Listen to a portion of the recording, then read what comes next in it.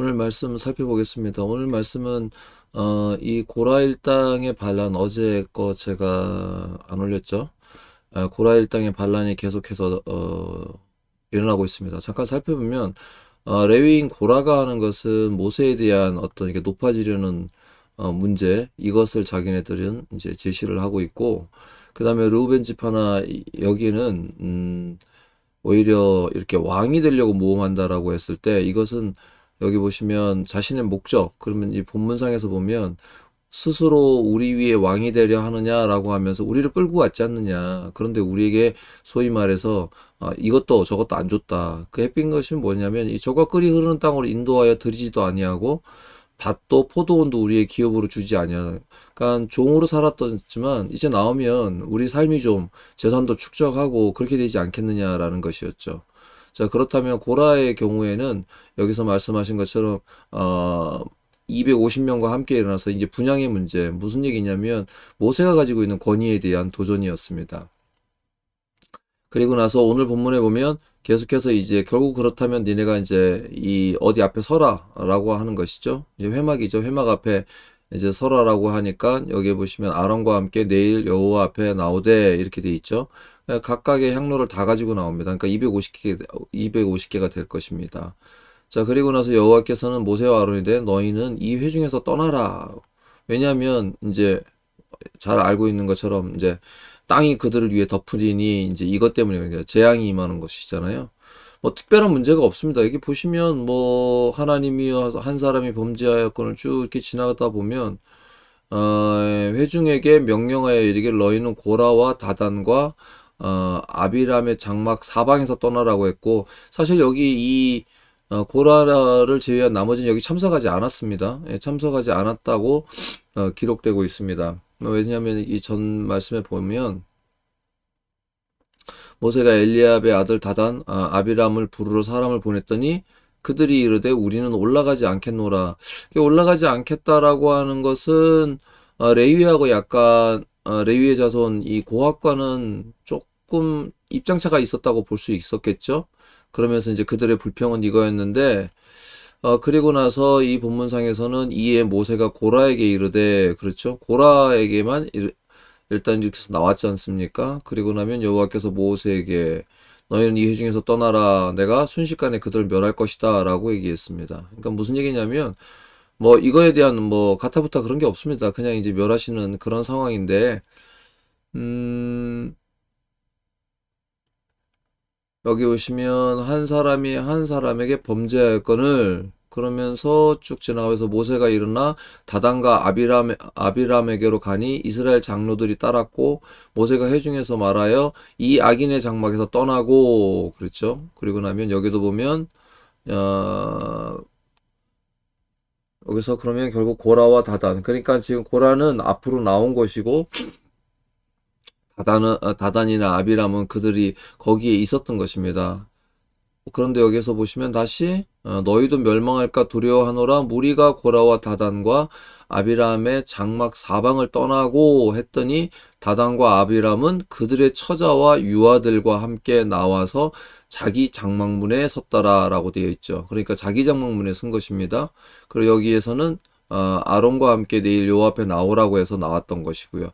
그러니까는 200만 명이 거주하는 정도의 사이즈라면 결코 작은 지역은 아닐 겁니다. 뭐 한 평씩 따닥따닥 있다 하더라도 만만치 않은 그런 것이잖아요. 그러니까 모세가 이르시되 여호와께서 나를 보내서 이 모든 일을 행하게 하신 것이요 나의 임의로 함이 아닌 줄을, 그러니까 이제 모세도 이 진멸권에 대해서 뭐 하나님께서 그렇게 정하시기 때문에 이번엔 중보하지 않았습니다. 왜일까요? 그거는 좀 살펴볼 필요가 있지만 어쨌든 중요한 것은 나의 임의로 하지 않았다. 여기서 지난 어제의 말씀에 보면 모세도 이런 마음이 있습니다. 그들이 나귀 한 마리도 빼앗지 아니하였다. 그들 중에 한 사람도 해하지 아니했는데 왜 이렇게 했냐? 모세가 심히 노하여 이렇게 돼 있습니다. 모세의 감정 상태도 결코 결코 쉬운 것은 아니었다는 것을 알 수 있었죠. 그러니까 인간 모세의 모습을 보게 됩니다. 모세도 약간 이 감정적인 변화들이 있다는 것을 알 수 있죠. 나중에는 결국은 그 뭐죠? 예, 그 반석을 치는 사건이 나타나지 않습니까? 그때만 그런 것이 아니라 이 사건을 보면 여기엔 중보가 없죠.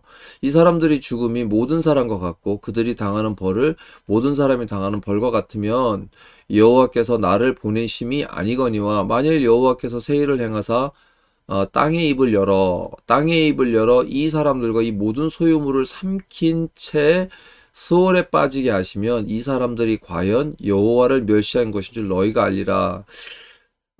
앞서서 제가 놓친 건지 모르지만 이 땅이 입을 열어 삼킨다라고 하는 표현은 못 본 것 같습니다. 그렇죠. 여기서 저도 이렇게 뭐 보면서 이렇게 봤는데 뭐 나중에는 보일지 몰라도 어쨌든 간에 지금 이렇게 보이지 않고 있습니다. 그렇다면 모세의 요청에 의한 것일 수 있다라는 것을 한번 생각해 볼 필요가 있죠. 그렇죠? 그렇죠. 어. 그렇다면 이제 그가 이 모든 말을 마치자 그들이 섰던 땅바닥이 갈라졌다. 그러니까 이 말이 마치자마자 그렇게 된 것입니다.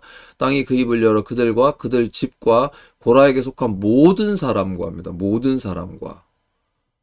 그러니까 그들의 재물을 삼킴에 이렇게 됐습니다. 뭐 그 땅이 그들 덮으니까 회중 가운데서 아예 망하게 됩니다. 그 주에 있던 온 이스라엘이 그들의 부르짖음을 듣고 도망합니다. 그러니까 이르되 땅이 우리도 삼킬까 두렵다라고 했지만은 여호와께로부터 불이 나와서 분향하는 250명의 불을 살랐더라. 그러니까 상황으로 보면 땅이 갈라져서 그 모든 자손을 삼켰고 그리고 나서 어떻게 됐습니까? 250명은 불이 살랐고, 이거 어떻게 됩니까? 이렇게 되면? 만만치 않죠.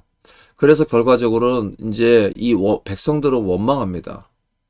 여호와께서 모세에게 이르시되, 이러면서, 하나님의 진노가 일어나지만, 이것이 결국 쉬운 일은 아니죠. 백성들 입장에서는 그런다고 해서 또 순종하는 것도 아니고, 그런데 또 하나님께서는 분명히 이렇게 처리하실 일은 이게 죄의 문제에 관련된 것입니다. 그럼 이 죄의 문제는 우리가 뭐 이렇게 사람을 해하고 소위 말해서 뭐 그런 관련돼 있는 흉악한 죄의 개념이라기보다는 하나님께서 하나님의 뜻 가운데 있는 것을 거부하는 것에 대한 가장 인간의 불신적인 상황에 대한 문제입니다. 그러니까 악평하는 것과 계속 이어지고 있는 것이죠. 왜냐하면 이들이 지금 어떻게 하고 있습니까? 모세에 대하여, 아론에 대하여, 그리고 아론이 모세가 너가 끌고 왔는데 도대체 이게 무슨 삶이냐? 우리가 그래도 너를 나올 때는 좀 기대하고 나왔는데 이런 기대가 다 깨졌지 않았느냐? 이제 이런 것들은 충분히 있을 수 있는 일입니다. 근데 뭐 이거 전혀 아니다. 이렇게 생각할 수는 없죠. 이들이 이제 40년 동안 광야를 떠돌게 되었고 죽음에 맞이하게 된다면 이런 반응들은 우리 삶 가운데도 여전히 있는 것이지 않습니까? 근데 이것이 하나님을 대항하는 문제에서 일어나고 있다는 것입니다. 그래서 모세의 중보, 하나님의 심판 이렇게 되어 있는데 이 모세의 중보는 지금 어떤 방향으로 일어나고 있느냐라고 하면 오히려 심판으로 일어나고 있다는 것입니다.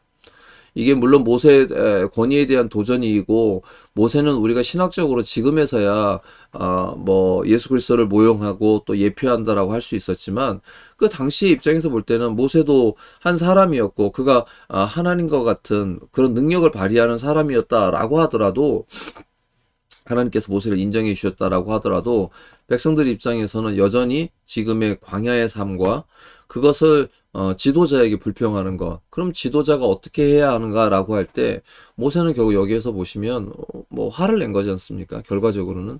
그렇다면 우리 주님을 한번 생각해 보시면 어떻습니까? 주님을 생각해 보시면 모세의 연약함도 있는 것이죠. 주님은 인간의 몸을 이끌고 오셨지만 주님은 끝까지 어떻게 해요? 예. 변명하지 않고 끌려가는 바로 어린 양의 모습을 가졌다는 것입니다. 그렇다면 진정한 중보자로서는 모세는 일종의 흠이 있다고 볼 수밖에 없죠. 그럼에도 불구하고 하나님의 도전을 막아주는 그렇다면 모세의 지난 상황을 본다면 백성의 전체에 대한 것을 막아줄 줄도 아는 모세였다라면 당연히 레위나 이들에 대한 것도 너희가 참으라. 네가 보지 않았느냐. 그렇게 살아서는 안 된다라든지 분명히 더 희망적인 얘기들을 왜냐하면 15장에 하나님의 말씀이 직접 임했고 이것은 너희가 여차저차 할 것이다 라고 하는 오늘날의 기준으로 보면 그렇다는 것이죠. 그러나 성경은 그것보다는 하나님에 대한 도전의 개념으로 이것을 기록하고, 그리고 하나님의 도전에 대해서 이들은 멈추지 않고, 그러면 하나님께서 행하신 15장의 미래적인 약속의 말씀, 너희가 이렇게 행할 것이다 라고 했던 것들이 이들의 마음속에는 작용되지 않고 더 커졌다라는 것을 알 수가 있죠. 그래서 이것은 우리 신앙에서 있어도 문제입니다. 우리 어떤 문제이냐면, 우리가 이제 그럴 수 있습니다. 피곤하고 힘들잖아요. 그럼 그 피곤하고 힘든 것까지입니다. 그런데 그것이 하나님께로 불평으로 넘어가는 것이죠. 네, 저도 그럴 때가 있습니다. 이제 오랜 시간 동안 공부하고 또 그러면서 이제 이러저러한 기대들을 솔직히 마음속에 있는데, 그런 것들이 잘 드러나지 않을 때 뭐 화가 나죠. 그럴 때는 저도 이렇게 합니다. 그러나 모세가 취했던 것처럼 주님 앞에 기도하는 것이죠. 주님 앞에 정말 그렇습니다. 제가 부족한 겁니까? 도대체 어떻게 해야 되는 거죠? 왜냐하면 저도 잘 모르니까. 그러나 그것이 사람에 대한 불평으로 빠지지 않도록 주의해야 한다는 것입니다. 직접적으로 나타날 수 있습니다. 그것이 기분 나쁘고 화가 나니까 사람들에게 분노로 나타날 수 있고, 또 그것이 기분 나쁜 상태로 유지됨으로 인해서 사람과의 관계를 깨는 것으로 2차적으로도 간접적으로도 나타날 수 있습니다. 그러니까 이런 것들을 우리 삶에서 주의해야 하는 현실의 말씀으로 좀 대처해 볼 수가 있는 것이죠. 오늘 뭐 이걸 가지고 우리가 요즘에는 이 문제가 뭐냐면, 목회자들에게 좀 우리가 잘못있다 지적을 하면 모세의 권위에 도전했다가 이렇게 뭐 죽었다 이런 식으로 해서 약간 가스라이팅 하는 경우가 있는데, 그거는 전혀 다른 문제입니다. 여러분들, 지금 이 모세가 어떤 잘못이 있는 게 아니지 않습니까? 예, 그런데 하나님을 대신하고 있는 모세를 향하여 원망 불평했다라는 것은, 그것을 하나님께서 모세를 그렇게 여겨주셨다는 것이 중요한 것입니다. 예, 그런데 지금 그것을 오늘날에 와가지고, 뭐, 말씀 사역자나 또 이런 사람들을 하나님께서 그렇게 여겨준다라고 하는 것은 마치 자기 자신을 모세와 같은 위치에 올려놓는 어리석은 짓이 되는 것이죠. 그쪽으로 넘어가지 않기를 말씀을 드리면서 짧게 이 말씀을 정리하도록 하겠습니다. 고맙습니다.